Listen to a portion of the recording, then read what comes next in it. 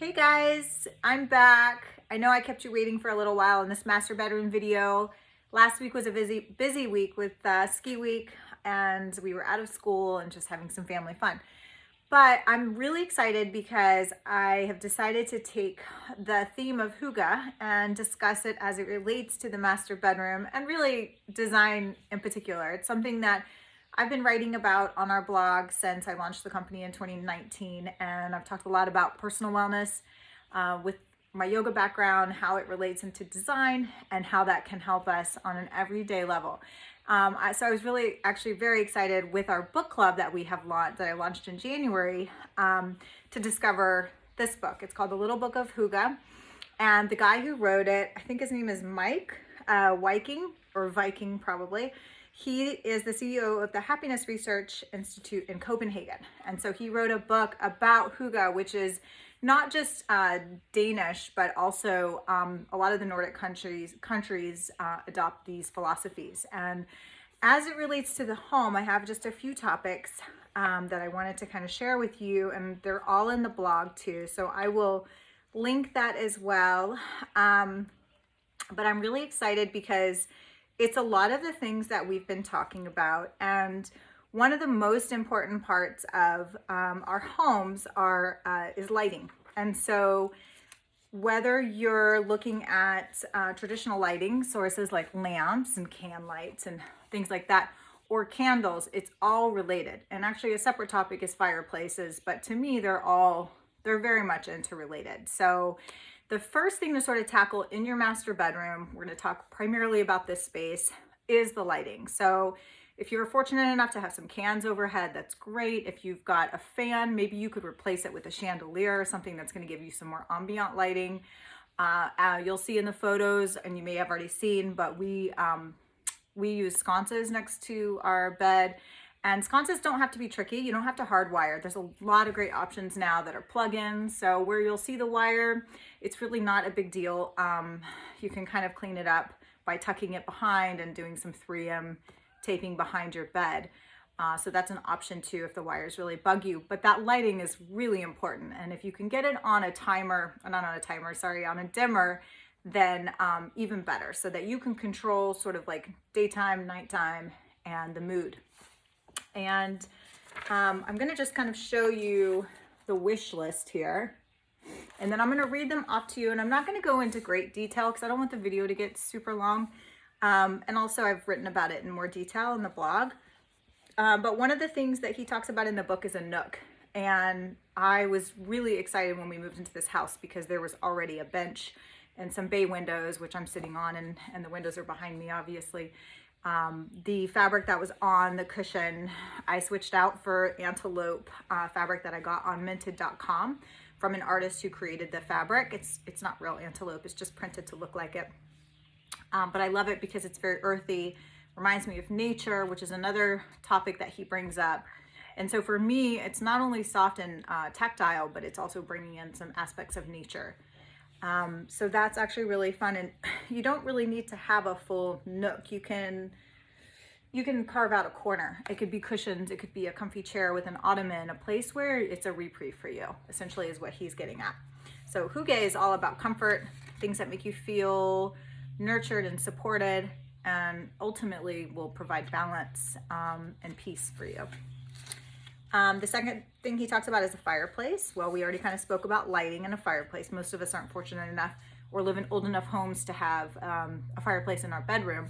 If you're really, really wanting that, you know, there's always those plug-in options, which I've used before, and they're fine. I think candles work really well too, in addition to the lighting. So for me, that kind of works as an alternative to the fireplace. Number 3 is candles. We have spoken about that. And then 4 is things that are made out of wood. So that could be wood flooring. It could be like a wood side table. It could be your dresser, nightstand, anything that's made of wood that basically provides an additional element in your space. Number 5 is nature, which you guys know I love.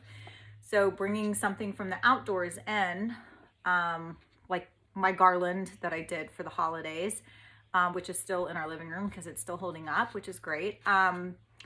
It could be twigs, it could be a branch, it could be, right now I'm actually styling a large eucalyptus branch from our property that I'm going to put above the bed. I'm not exactly sure what I'm going to do with it yet, so I don't have anything to show you on it yet, but things like that really help to bring nature inside. Books are another thing. Right here I have next to my nook, I have Made for Living, which is Amber Lewis's new book. And it's about design, and it's also just about sort of collection of antiques and how to bring all of that together. And I really like that because her book kind of is sort of already Hygge. It's all of these elements combined. The next thing he talks about is ceramics, and I have here a little ceramic candle, which I think I got this locally at Landmark. Yeah, the plant company, Landmark Plant Company, and it smells delicious. Historically, the Danes don't use scented candles, which I was surprised about. But regardless, if you want scent or not, ceramics in any form, so whether it's a candle, teapot, maybe your teacup that you use, something that gives you comfort.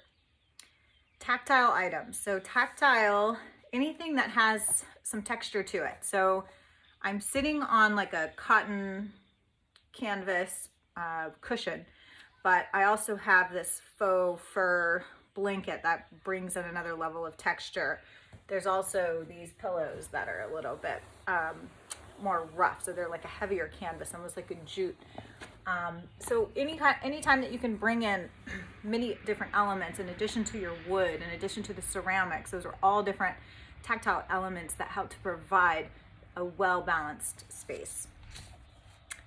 Vintage. So this is something I've just started doing again recently, but visiting some of the antique stores. So I try like once a month to take my daughter out, and we go antiquing. We go to like one of these co-op places that have like different vendors, and we just look around, and she loves the old things. I don't know why, or what her, affinity is to it, but it really helps her to understand like sort of the evolution, for example, of toys.